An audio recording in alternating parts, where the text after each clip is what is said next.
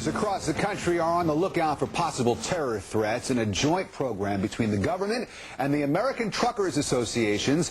Big rig drivers have been trained to identify and report suspicious activities. It's called Highway Watch. And joining us now to tell us about it, one of the drivers involved, Phil Gould, along with the program's security analyst and president of www.totalsecurity.us, Jeff Beatty. And gentlemen, good to talk to both of you. Jeff, let me start with you. First of all, what is Highway Watch?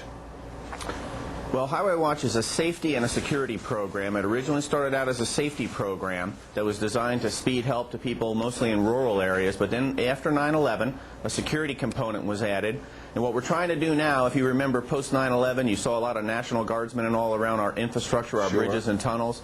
They're elsewhere now, taking the war to the enemy. We need to backfill.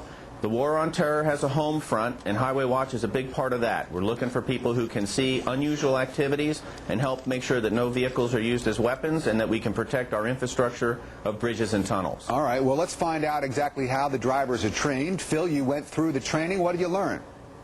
Well, I've learned that you simply cannot profile anyone. Quite frankly, I have no idea what a terrorist looks like. But I certainly do know an abnormal situation when I see one. Describe an abnormal situation for us.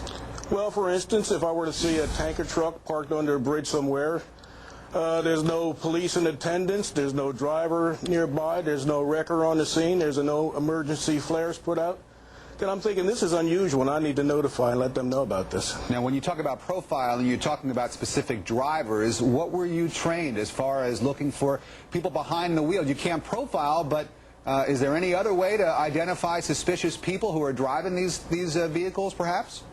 Well, as I said, I have no idea what a terrorist looks like, but I certainly do know when I see a hazmat vehicle on a non-hazmat designated road that something's abnormal there. Jeff, what kind of success has the program had so far? Well, the program has had significant success so far. Some of these matters are still under investigation, but although we're only in the vanguard phase, I can tell you that there have been individuals detected in this country conducting casing activities that would lead up to potential terrorist acts, and we've been able in some cases to turn the hunter into the hunted. Alert people like Phil have called in these observations and to the Highway Watch call center, which is, by the way, 1-877-USA-SAFE. If you're a potential Highway Watch member, that means you work in the roadway environment, the surface transportation environment, we hope you'll be calling that number and make application. But these people call in these observations, and then law enforcement is able to turn around and turn the hunter into the hunted, and that's a success. Phil, have you called that number? And if so, what was that procedure like? Well, fortunately, I haven't had an incident worth calling in, but I'm ready when the time comes. Don't you have enough going on, sir? I mean, there are a lot of riggers involved with driving a truck. You work very long hours. Don't you have enough to do without worrying about checking out the situation and looking for possible terrorists? No, I don't see that as a problem. I know what looks normal. The highways in my neighborhood. If you walked out of your house and you saw a car on your street that didn't belong there, you would notice that right away. Yeah. Well, the roads in my neighborhood, and I know what my neighborhood should look like. That's true. Jeff, drivers get paid for this? No, this is a completely voluntary effort, and we want to salute individuals like Phil and the tens of thousands of others that are participating in the program right now, because this is basically the equivalent of civil defense that happened during World War II. This is the home front. It's all volunteer. We need the volunteers. Again, I'd like to ask you if you wouldn't mind later putting that number up, that 1-877-USA-SAFE. We've got it. We've had it up on the screen the entire time we've been talking. It's right there, Jeff, and we appreciate you coming on. All volunteer for.